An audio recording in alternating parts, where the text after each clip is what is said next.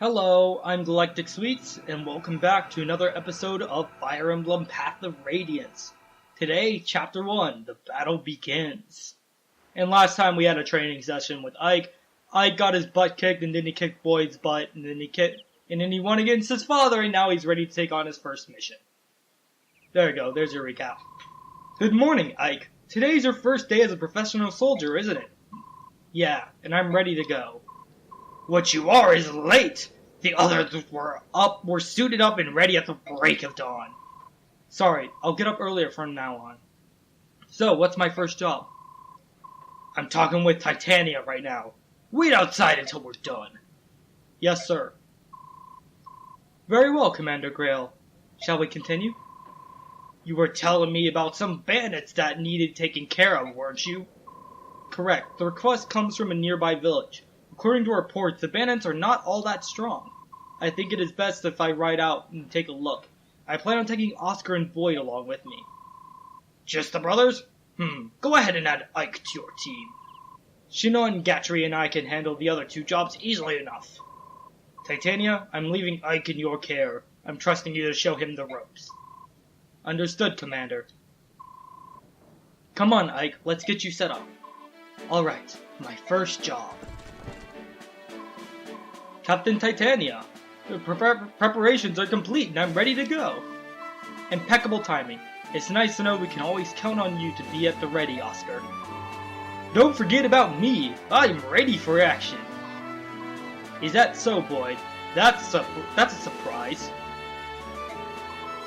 Huh, not today it isn't.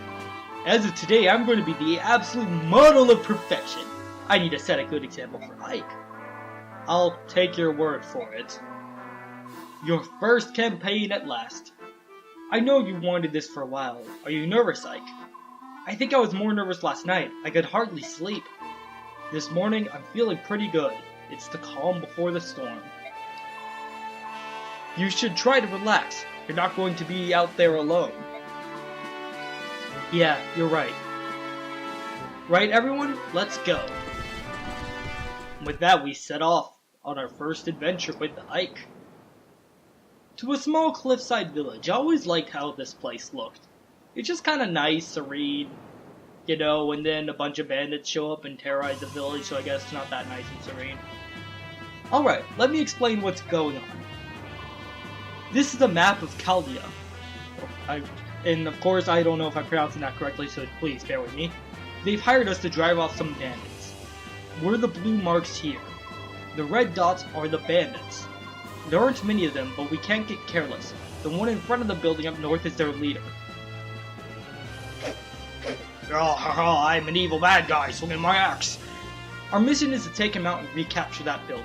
Because none of the other buildings matter, you know. Ike, listen up. All this stuff is old news to me, but I can give a rookie like you a few tips. First off, don't let yourself get worked up and jump out in front of everyone. You'll just end up getting hurt. Don't try to do too much, Ike. When things get dangerous, you can, and should, rely on us. As long as you watch how the enemy moves carefully, you'll be fine. Think of this as a training mission, except you'll be killing people. I'll do that. Oscar, Boyd, thanks for your help. Don't mention it. Just sit back and watch how a professional handles things. Enough chit-chatting, we've got work to do here. And with that, the chapter begins. Ike, before you engage an enemy, take a good look at his weapon. The weapon you use often determines who has the upper hand in a fight. For example, the axe I'm wielding serves me well against lances, but it fares less well against swords. And my lance is great against swords, but not against axes. And to complete the triangle, my sword is strong against axes, but weak against lances, right? Yes, exactly. If you can remember that, you'll be more effective in combat. That's just the basics, though. And this will come in handy soon enough, don't forget it. Swords over axes. I won't forget. Not if I remember that I'll always have the advantage over you, Boyd. Do you think you can maybe find a different way of remembering? Yeah, thanks. Yes, we must pick on Boyd. One more thing, don't forget to visit the locals. We're here to help after all, the villagers should welcome our presence. Yeah, so there's a lot to go over. So, as Titania was saying, and as I mentioned last episode, if you press start, you can see an overview map you can see where all your units and all the enemy units are. And if you press A, you can see your victory and siege conditions, as well as who's the leader of each band. And we got this glorious looking bandit here, Zawana. You can sort of look around. If you hold B, your cursor will move faster. And sorry for anyone that just made dizzy. For any of you playing Fire Emblem games, you probably know about visiting villages and you usually receive items. Instead of villages, you visit buildings. And it's pretty much the same thing, except in concept. But we have 3 new units, so let's go ahead and jump with the unit I was making fun of last episode. Boyd. So, remember when I was saying that Boyd sucks last episode and all that? Completely throw that out the window, because Boyd's probably one of the best units you can have. And remember, for those of you saying, well, I don't use him in my LTC run, I'm talking about casual playthrough. Boyd has okay starting stats. He has a really good strength stat at 7, and an okay skill to be better, and 0 resistance, but... Oh, sorry if you hear any barking in my background. My dog loves to bark. And now if my dog would stop interrupting me, but if you take a look at Boyd's growths, they're amazing. His strength and HP growth especially. And my dog, I'm just going to continue talking. If you hear barking in the background, I am so sorry. So yes, you know those units, like your Ninos, where they come really late game with base stats, but really good growth, so they ideally grow into a really strong unit? That's Boyd, except you get him in the first chapter of the game. Boyd has almost perfect availability and really good growth. He is going to be a really good unit. He also comes with a skill, doubles the Tempest, which doubles biorhythm effects, and this starts skills. We'll talk about skills. Unlike Awakening, Fates, it's not tied to the class, or like Echoes, where it's tied to the weapon. But rather, units will either come with the skill, or you'll get an item that can teach them the skill, and it'll cost a certain amount, and based on the unit, which you can see the capacity right here, that's how much they can equip. So there are some skills that might cost 15, or some skills that might cost 10, so on and so forth. Tempest here doubles biorhythm effect. So basically, remember when I said it can add stats or take away buff or debuff your stats? Yeah, those effects are doubled now. Yeah, biorhythm is not a loved feature among the community, at least from what I've been able to tell, and I certainly don't care for biorhythm either. I believe you can see the bonus or whatnot from the little box to the right. And yes, Boyd is a fighter. This is our first instance of the fighter class. Axe-wielding fighters who march into the battle with superior strength but poor defenses. So Boyd's very much run-of-the-mill for his class. He's not going to be able to take hits well, especially with magic attacks, but again, we don't need to worry about magic attacks at the moment. But his strength is insane. Where Boyd does excel is that his skill growth will make up, and will make up for his not-so-great starting skill, and will allow him to hit, as most axe users in the Fire Emblem series are known for their bad hit rates. Boyd does not fall into that trap at all. Boyd is a really solid unit, and if this is your first time playing through the game, Boyd, if you invest in Boyd, you should not be disappointed in what you get, unless you get really screwed over in level ups. And now we have the mounted units. Ah yes, are you ready for all the Master Race people who go mount are the only good units in this game? And you can see why when they can move 8 spaces. And versus Ike's and Boyd's measly 6. It's insane. Yes, we have Oscar, a Lance Knight. And normally Knights in most Fire Emblem games mean a guy with a bunch of plate armor who moves really slow but boasts really high defense. And Cavaliers are the ones who ride horses. However, in this game, those are referred to as armored knights. So if you see a sword knight, lance knight, axe knight, bow knight, that refers to a cavalier, but they specialize in that one specific weapon. Unlike other games where cavaliers generally use lances and swords, cavaliers will specialize in one type of weapon. In this case, Oscar specializes in lances. Oscar is an interesting unit. I use them in every run-through, but I probably won't use them in this run-through just because I've used them before and I kind of want to try something different. Oscar will boast high skill and speed, so he'll double people and he will more or less land all of his attacks. What he doesn't have necessarily is strength. His strength will be mediocre. And yeah, so he won't be dealing out damage like it's nothing.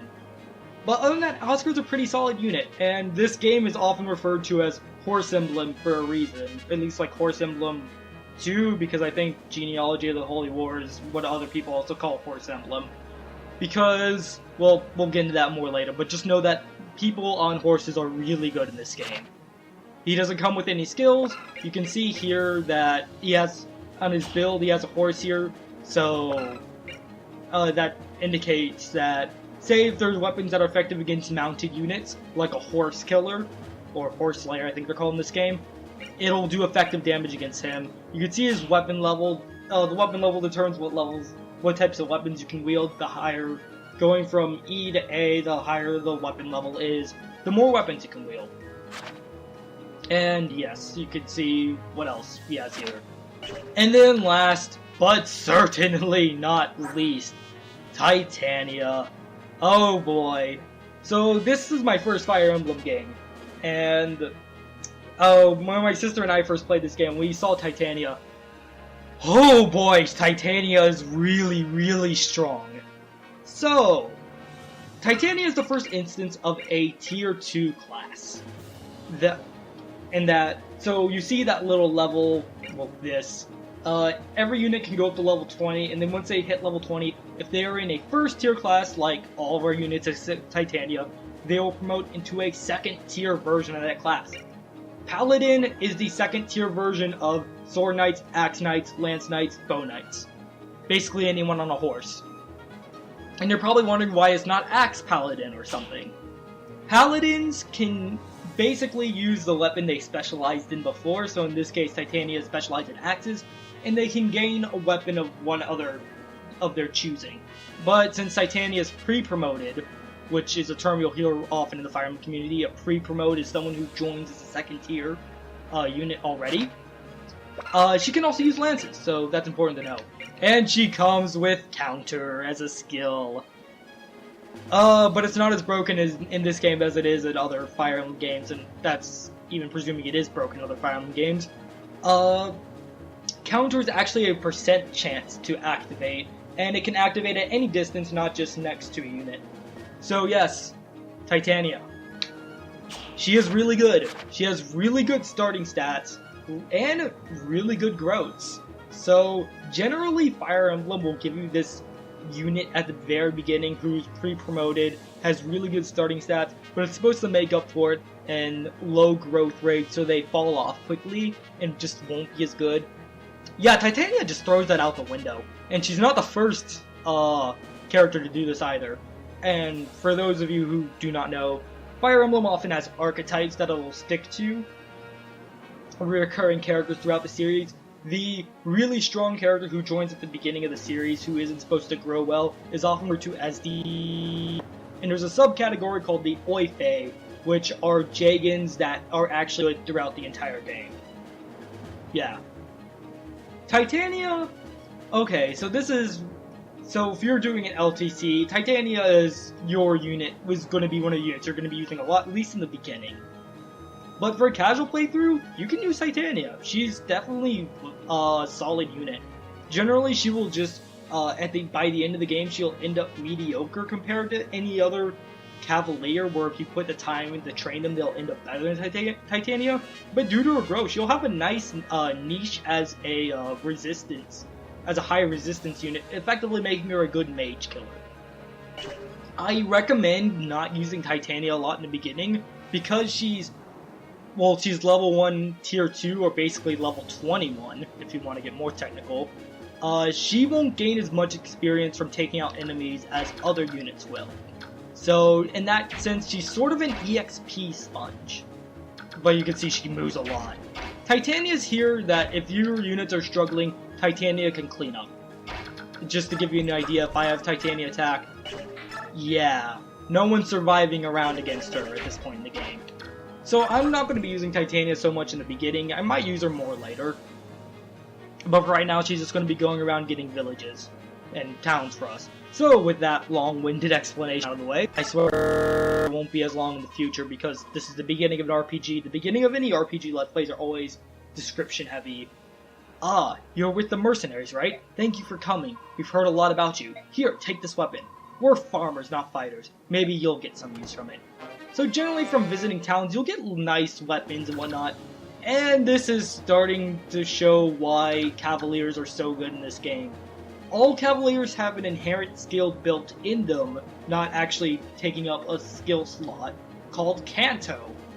It basically allows, after an action, if they have any spaces they didn't any movement spaces they didn't use during their turn, they'll be able to move that. So you can literally have, like, Blitzkrieg style attacks where if you move a Cavalier one space to take out someone, they can move like 7 spaces away. Yeah, this is why people consider Cavaliers so good in this game. Just really good mobility. And yes, you see in the bottom left rescue, but we'll get to that another day because I think we've done enough explaining so far. So we'll just go ahead and have Void fight another bandit. A lot of bandits here are going to be wielding axes. In fact, I think these are of the fighter class. You can see they have a very similar model to Void.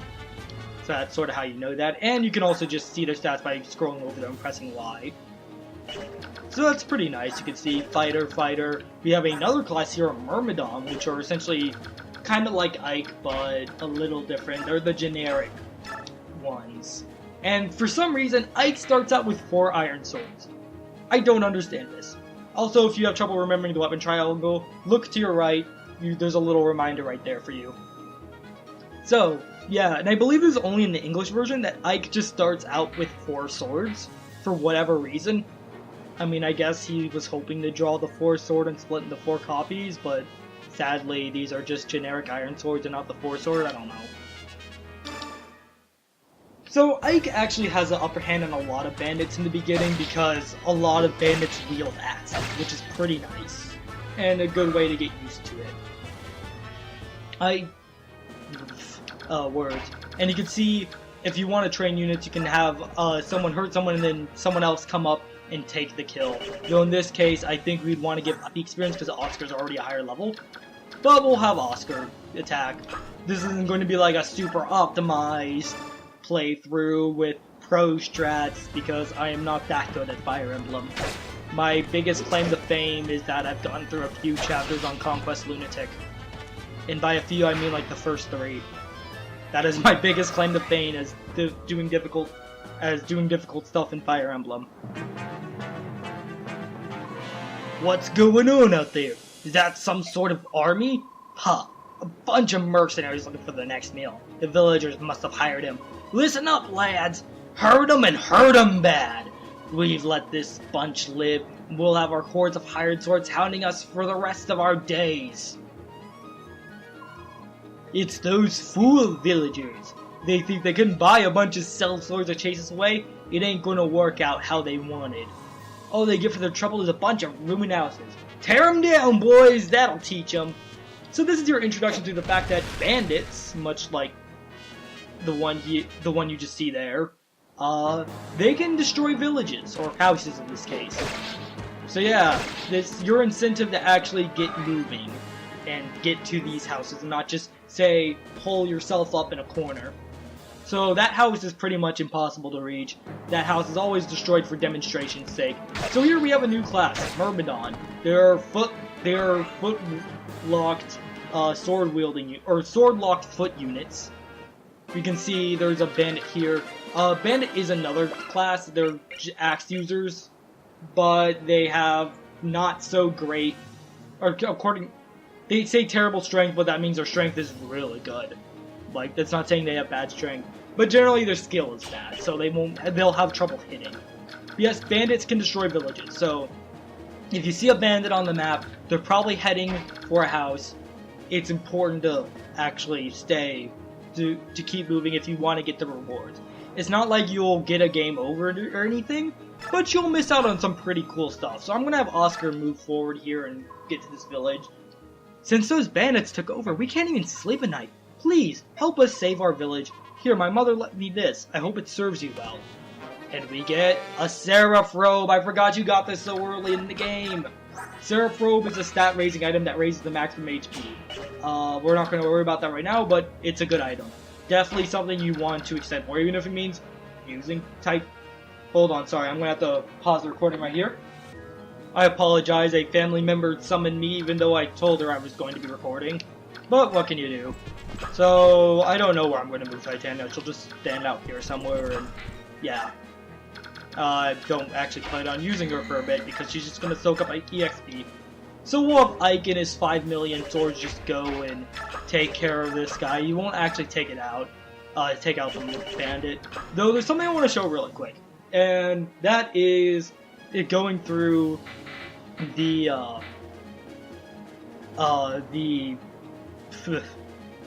wow, I cannot speak. Going through the options, you see some stuff like unit window and combat window. I'm going to show what those are really quick. So unit window basically, it shows like a little icon above them saying, hey, this is their unit and their general stats. I am generally going to leave that on just because I like it and I find it weird that it's not there. And I switched the combat window to detail. Yeah, that's a lot more numbers than you're probably used to seeing. So I'm going to go through each of these. You know what HP does already. Attack is not actually how much damage you'll do. Rather, it's attack minus their defense is how much damage you'll do. So in this case, Ike will do 6 damage because 10 minus 4 is 6. The Myrmidon will do 5 damage because 11 minus 6 is 5. Then you see hit, crit, and attack speed is, well, speed after considering the weight of your weapon, among other things. And if your speed is 5 above the enemy speed, you will hit them twice. So that I'm going to leave it to simple just because I don't want to do math in my head constantly. So instead of subtracting numbers, I can just see, oh, he's going to do 6 damage. Hooray! And attack speed, yeah. And you won't get like the ×2 message that you'll get in the detailed window. Rather, you'll just have to know whether your attack speed's enough to double. And we'll have Void here take care of this guy. Take him out really quick. I do have to say, like, the animations are really rigid, but I almost think it looks kind of funny that the animations just look so rigid and whatnot. Because it's just like, huh, okay, your turn to attack. Huh, okay, your turn to attack. My work here is done. This house is totaled. Time to move on to bigger things. Now I smash me some mercenaries.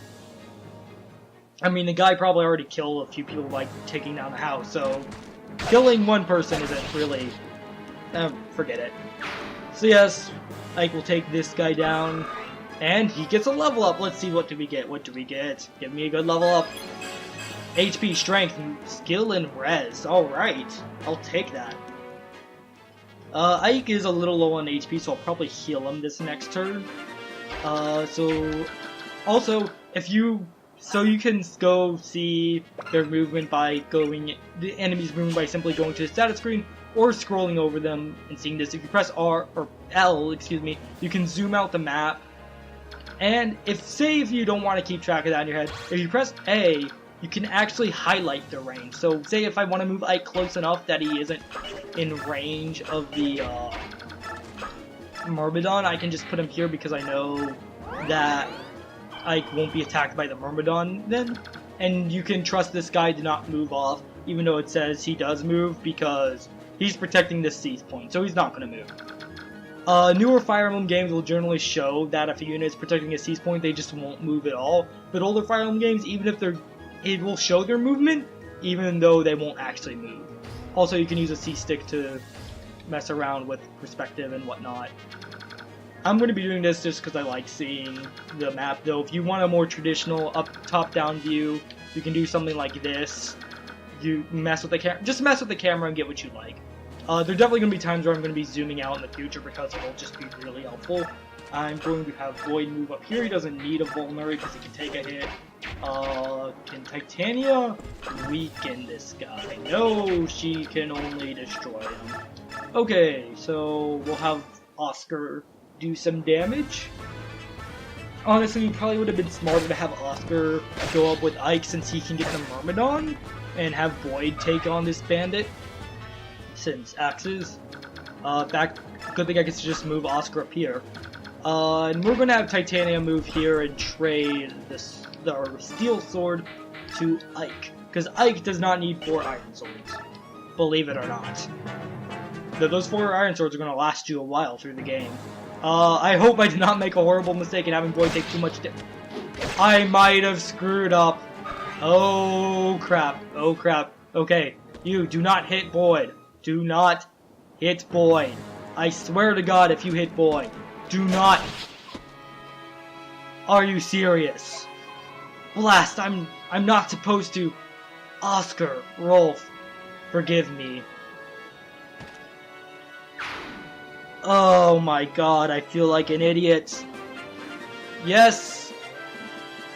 So, when you lose a unit in this game, one of Fire Emblem's trademark things is permadeath. When someone's HP hits 0, they're gone. There's no coming back. They die. Oh, that stings. I've never lost. That's the first time I've ever lost anyone in this chapter. And I've played this chapter on normal before as well. So, needless to say that I wasn't actually planning on using Boyd this run through, just because I feel like everyone uses him. He is a really good unit, but I kind of wanted to mix things up and not use the super popular units. But,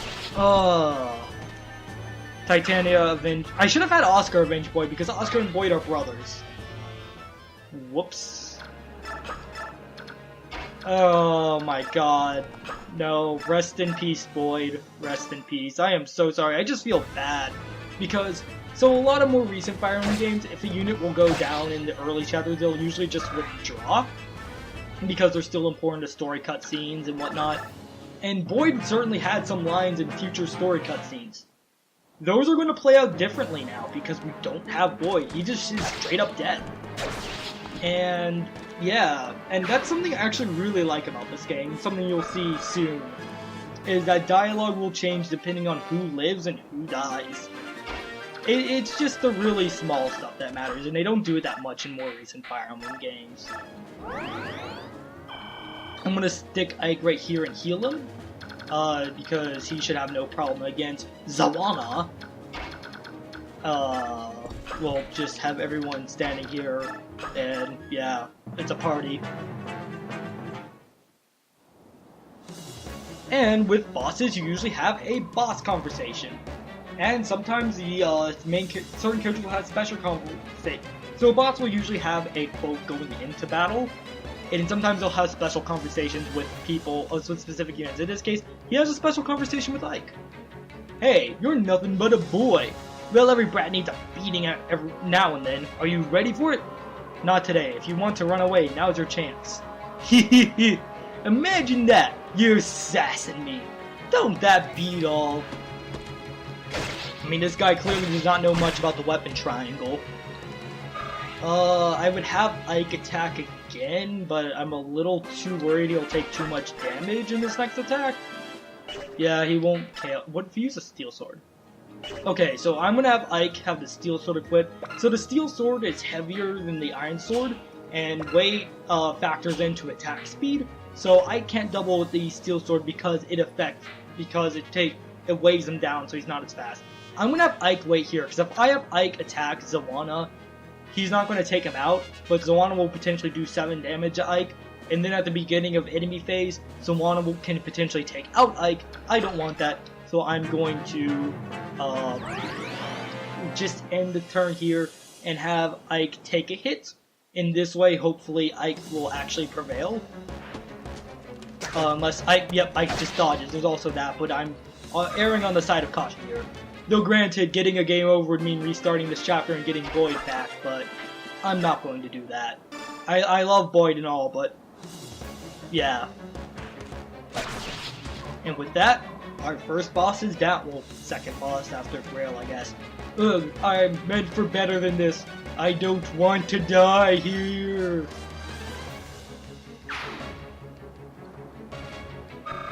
You also generally get more experience for bosses you defeat. And Ike got pretty much everything again except strength and resistance. Ike is not going to get resistance and luck that often, and we have to discard an item. Normally you'd be prompted to send it to your convoy, but we don't have a convoy yet. So we're going to discard an axe because we don't actually have an axe user aside from Titania. We would have an axe user to give this to if I did it. Oh. Oh, this is not going to bode well. I don't even know what to say. I don't even know what to say. That's the end of it. Ike, are you alright? Yeah, I'll be fine, but boys, listen to me, Ike. The life we've chosen, it does not forgive even the smallest error. Such a lapse means someone dies. We've wasted enough time. Let's get going. Commander Grill, he'll want to hear about this. Well, Ike, congratulations on completing your first mission. Welcome to the group. Oscar, about Boyd. I know, nothing we can do. This job we do, every day we risk our lives. Keep your chin up, Ike. My brother, Boyd, would want it that way. It's alright.